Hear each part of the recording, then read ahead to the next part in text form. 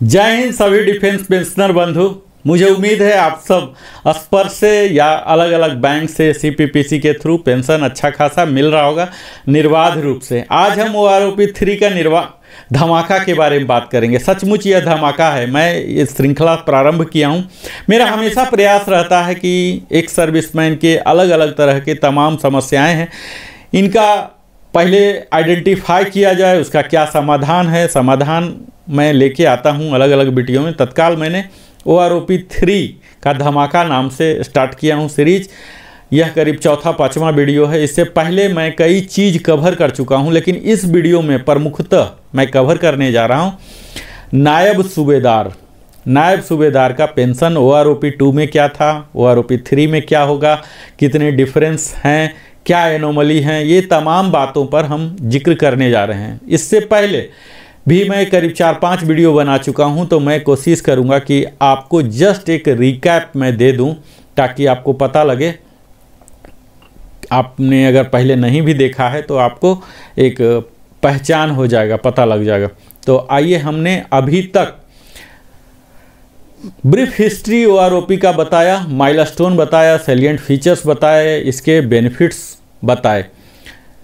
OROP 3 कब लागू होगा, तो यह लागू होगा 1 जुलाई 2024 से। इससे पहले यानी कि 30 जून 2024 तक जो भी रिटायर हुए हैं सबके लिए ये कवर होगा।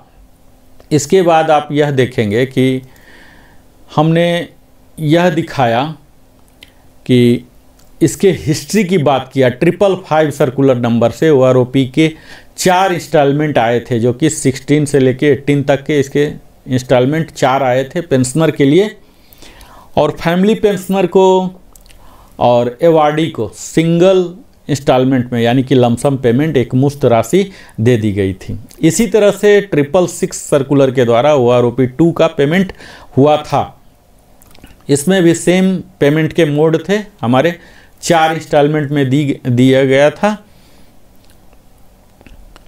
अभी जो OROP 3 जो अभी धमाका है जिसके बारे में मैं बात कर रहा हूँ, इसका जो प्रेजेंट स्टेटस है, माइलस्टोन्स हैं, इसके अप्रूवल कैबिनेट ने दे दिया है। अगला जो माइलस्टोन है OROP 3 नोटिफिकेशन हो गया है MOD के द्वारा 10 जुलाई 24 को। कंकरेंस प्राप्त हो गया है फाइनेंस डिवीजन डिफेंस मिनिस्ट्री के द्वारा 12 अगस्त 2024 को। और पॉलिसी पेंशन पॉलिसी लेटर भी DESW के द्वारा 4 सितंबर को 2024 को जारी कर दिया गया है। यह DSW MOD में ही, सेना भवन न्यू दिल्ली में ही स्थापित है। और यह लेटर ही अहम है, जो कि 265 पृष्ठ का है, जिसमें 121 टेबल हैं। यही बेस बनेंगे OROP 3 सर्कुलर के लिए। एज इट इज सब कुछ प्रिंट कर दिए जाएंगे सर्कुलर के नाम से। PCDA प्रयागराज सर्कुलर आएगा। संभवतः अनुमानित मैं बोल रहा हूँ 777 हो सकते हैं, क्योंकि सर्कुलर OROP 1 का था 555, OROP 2 का था 666, तो अनुमान किया जा सकता है कि OROP 3 का 777 आएगा। एरियर पेमेंट हो जाएगा। जैसे सर्कुलर जारी होगा तो या तो स्पर्श के द्वारा ही या वेरियस बैंक CPPC के द्वारा, पोस्ट ऑफिस के पास अगर है तो 2% 5%, तो उसके द्वारा पेमेंट तुरंत हो जाएगा। इसके सैलिएंट फीचर्स हमने बात किया, 5-5 साल में होता है, कौन कौन से कवर होते हैं, कौन कौन से नहीं कवर होते हैं, ये सब हमने डिटेल में बताया। एप्लीकेबिलिटी बताया, ये सब कौन कौन से नहीं होंगे। जैसे इसमें नहीं होने वाले में रिजर्विस्ट पेंशन हैं, एक्स ग्रेसिया वाले हैं। यहाँ इम्प्लीमेंटेशन जो हो रहा है OROP का, चाहे OROP 3 हो, 2 हो, 1 हो, कोई भी, इसका क्या मेथोडोलॉजी है, तो इसमें प्रमुखतः ये लोग रैंक, ग्रुप और क्वालिफाइंग सर्विस इसी चीज़ को कंसीडर करते हैं। और ये कब का, तो लाइव डाटा होता है 2023 के रिटायरी, यानी कि 2023 में पूरे साल भर 12 महीना जिस क्वालिफाइंग सर्विस से, रैंक से, ग्रुप से रिटायर हुए हैं, उनके मिनिमम वैल्यू मैक्सिमम वैल्यू को एवरेज करके किया जाता है। इसमें कई एनोमलीज हैं जो कि हम लोग को दिखता है। क्वालिफाइंग सर्विस में आप देखेंगे कि बहुत ज़्यादा क्वालिफाइंग सर्विस वाले को भी कम वाले में 3-3 साल के अंतर में भी सेम मिल रहा, कई बार कम भी हो रहे हैं। रैंक में भी हायर रैंक वाले को भी लोअर रैंक के बराबर मिल रहे हैं। इस तरह से कई को आप देखेंगे कि जीरो डिफरेंस हुआ, उनका रिवीजन हुआ ही नहीं। जबकि OROP 3 में क्या होना था, या कोई भी OROP कंसेप्ट जो है यह एक कल्याणकारी योजना है। यहाँ तो सबको बढ़ना ही चाहिए था, चाहे कोई भी लॉजिक लगाएं। जैसे सैलरी हर साल 3% बढ़ जाता है, तो सैलरी का आधा पेंशन होता है 50%, यानी कि 1.5%, और 5 साल के बाद आ रहा, तो 7.5% तो कम से कम सब में इजाफा होना ही चाहिए था। लेकिन कई जगह आप देख रहे हैं कि निगेटिव में भी हो रहा है, जीरो हो रहा है। तो कहीं न कहीं कोई न कोई एनोमली है, इसकी वजह से ये ऐसा हुआ है। इस पर और भी कार्य करना पड़ेगा सरकार के कंसर्न एजेंसी को। तत्काल जो एनोमली है इस पर तो काम करेंगे ही, आगे पॉइंट जाएगा ही धीरे धीरे, और सरकार को करना भी पड़ेगा। हम लोग उम्मीद कर सकते हैं कि हम लोग प्रयास करेंगे। एज इट इज़ अभी हम टेबल को यहाँ दिखा रहे हैं आपके समक्ष। यहाँ टेबल नंबर 7 का ही एक्सटेंशन है। टेबल नंबर 7 को हमने टोटल 14 टेबल में कन्वर्ट कर दिया। उस 14 में से पहला टेबल है सिपाही एंड इक्विवेलेंट का, जिसको कि हमने विस्तार में कवर किया है 6 महीने से लेके 28 साल तक का। यहाँ आप देख पा रहे होंगे, ये सब मैं चर्चा नहीं करूँगा क्योंकि ऑलरेडी मैं पिछले वीडियो में कर चुका हूँ। सिपाही के लिए, ऑनरी नायक के लिए, और यहाँ नायक एंड इक्विवेलेंट के लिए सारे 28 साल तक, ऑनरी हवलदार के लिए, हवलदार एंड इक्विवेलेंट के लिए, ये सब मैं कवर कर लिया हूँ। इसके बाद हमने ऑनरी नायब सूबेदार एंड इक्विवेलेंट का भी कवर किया। यहाँ हमने इसके बाद आर्टिफिसर 3-1 जो कि नेवी के होते हैं, यह सब मैंने कवर कर लिया। इस वीडियो में मुख्यतः मैं नायब सूबेदार एंड इक्विवेलेंट को कवर करने जा रहा हूं, क्योंकि यह जो रैंक है इसमें आप देखेंगे काफ़ी लोग कवर होते हैं।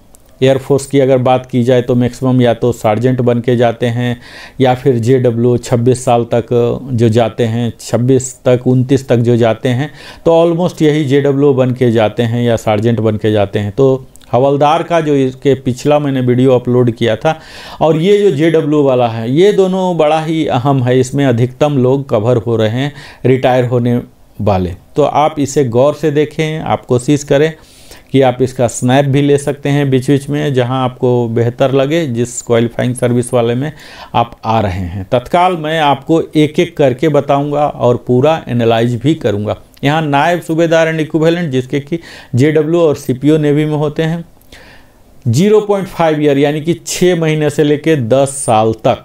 ये तो कोई JW बनेगा नहीं, बनेगा तो जाएगा नहीं, ऐसा होता है। तो यहाँ सारे निगेटिव वैल्यू भी है, तो निगेटिव वैल्यू को चिंता करने की ज़रूरत नहीं, क्योंकि उन्हें जो OROP 2 से जो मैक्सिमम वैल्यू मिल रहा वही मिलेगा। तो इस प्रकार आप यह कह सकते हैं कि यह टेबल अप्रासंगिक है। अगला भी देख लीजिए, 10.5 से लेके 20 साल तक एक्स ग्रुप के लिए सारे निगेटिव वैल्यू है। निगेटिव वैल्यू इफेक्ट में नहीं आएंगे, जो पॉजिटिव वैल्यू OROP 2 का है वही इफेक्ट में आएगा। तो OROP 3 का क्या वैल्यू है, कितना डिफरेंस हुआ, यह करना भी अप्रासंगिक होगा। यहाँ यह देख लीजिए कि वाई ग्रुप में करीब 14.5 तक निगेटिव है या छोटा फिगर है। 15 ईयर्स से इनका बढ़ना शुरू हो गया है। 22578 से 23575 हो गया है, 597 रुपीज़ का इजाफा। 22,900 से 23,175 275 का इजाफा हुआ है। फिगर थोड़ा छोटा ही है, 3 ही डिजिट में है, लेकिन वाई ग्रुप को लिए फिर भी उत्साहित करने वाला है।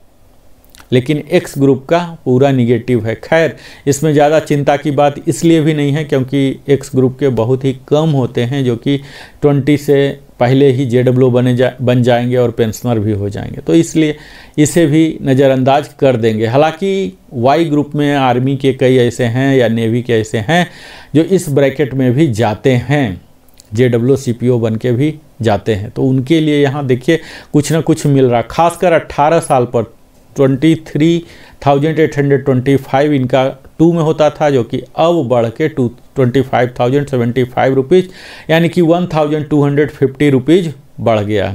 24,125 का जो स्लैब था वो पहले OROP 2 में 18.5 से लेके 20 तक का 4 यानी कि 2 साल के लिए था, जो कि अब सेम स्लैब बन गए हैं 25,075 का, जो कि यहाँ भी 2.5 साल को कवर कर रहा 950 रुपीज़, और 20 ईयर्स के लिए थोड़ा सा कम 25 रुपया कम 25,750 925 का इजाफा यहाँ भी हो रहा है। अब हम नायब सूबेदार का अंतिम चार्ट देखेंगे जो कि 28 ईयर्स तक का है। यहाँ 20.5 जो कि ये चार्ट बड़ा ही इम्पोर्टेंट है, इसे आप ज़रूर स्नैप लेके रख लें। यही आप सबों के लिए ज़्यादा इम्पोर्टेंट है क्योंकि मैक्सिमम लोग 20 प्लस में ही रिटायर होंगे। तो 20.5 में जो रिटायर हुए हैं, तो पहले जो स्लैब था पूरे 4 साल का 20.5 से लेके 24 तक का 27875 का पूरे 4 साल का था। अब इस पूरे स्लैब को बढ़ा दिया गया है 3.5 साल यानी कि 23.5 तक का बढ़ा के सेम कर दिया गया है 29650। तो इस प्रकार आप देख रहे हैं कि स्लैब में पूरे 1775 का इजाफा दिख रहा। हालांकि इसी स्लैब में कुछ स्लैब ऐसे थे जिनको कि 28800 मिल रहे थे OROP 1 में, तो OROP 2 में वो निगेटिव वैल्यू में थे, इसलिए इफेक्ट में नहीं आया था। इसी वजह से यहाँ इतना बड़ा दिख रहा है। तो यहाँ जो इतना बड़ा दिख रहा है ये एक्चुअल वास्तविक में नहीं है। इसी प्रकार जब हम 24 इयर्स के एक्स ग्रुप में देखते हैं तो काफ़ी अच्छा वैल्यू इनको मिला है, 2950 का डिफरेंस हो गया है। और यही स्लैब जो बनाया है OROP 3 का 30825 ये पूरे 2.5 साल का चल रहा है। 2950 अलग अलग लोगों का 24.5 का 28550 का जो स्लैब था पूरे 28 साल तक, पूरे 27.5 साल तक चलता था, जो कि अब फिर से स्लैब बन गए हैं 2-3। 30,825 का जो स्लैब है 24 से लेके 25.5 2 साल का है, जिसमें कि सबको अलग अलग डिफरेंस हो रहे हैं। 2950 हो रहे हैं 24 वाले को, 2275 हो रहे हैं 25 वाले को, 2275 हो रहे हैं। तो यहाँ आप देख पाएंगे कि काफ़ी इनको लाभ मिला है, खासकर इन्हें 2950 24 इयर्स में। कई लोग ऐसे होते हैं जाते हैं, अक्सर यहाँ पर ज़्यादा जाते हैं 20+3 23 का होता है, फिर 26 का आता है। तो 26 वाले के लिए भी काफ़ी अच्छा यहाँ इजाफा हुआ है। 26 वाले का पहले 28550 था जो कि अब 31675 यानी कि 3125 का इजाफा हुआ है। इसी प्रकार 26.5 वाले का भी 28550 ही था जो कि अब 3125 हुआ है। 27 वाले का भी 3125 और 27.5 वाले का भी। लेकिन 28 इयर्स वाले का थोड़ा बदकिस्मती है यहाँ, जिनको कि मात्र 2025 का ही डिफरेंस हुआ, क्योंकि ये पहले से इनका ज़्यादा था 29650 था, लेकिन अब इनके समकक्ष कर दिया गया। तो यह तो है एक्स ग्रुप का। इसी तरह से वाई ग्रुप का जो डिफरेंस हम देखेंगे तो वाई ग्रुप में भी अच्छा खासा है, लगभग आप एवरेज कह सकते हैं कि 2000 के आसपास मिल रहा है सबको, एक्सेप्ट 20.5 वाले को 24825 था जो कि स्लैब यही सेम 24825 20.5 से लेकर 26.5 पूरे 6 साल तक सेम था, जिसमें कि अब 2-3 स्लैब कर दिए गए हैं। इसका पहला स्लैब है 24825 वाला बढ़ाकर 25750 यानी कि 925 बढ़ाया गया। 21 ईयर के लिए 925 बढ़ाया गया, 21.5 के लिए 1300 कर दिया गया। और उसके बाद तो आप कह सकते हैं बड़ा खुशखबरी है, 22 ईयर्स के लिए 2000 कर दिया गया है, 22.5 के लिए 2000 है। और इसी तरह से 2000 का सिलसिला जारी है, क्योंकि यहाँ जो OROP 3 का वैल्यू है 26125 पूरे 3 साल के स्लॉट में चल रहा, यानी कि 21 साल से लेके 24 साल तक पूरे 2000 का इजाफा हुआ है वाई ग्रुप में। तो काफ़ी बेहतर है, खुशखबरी है इन सब के लिए जो पेंशनर है इस ब्रैकेट में।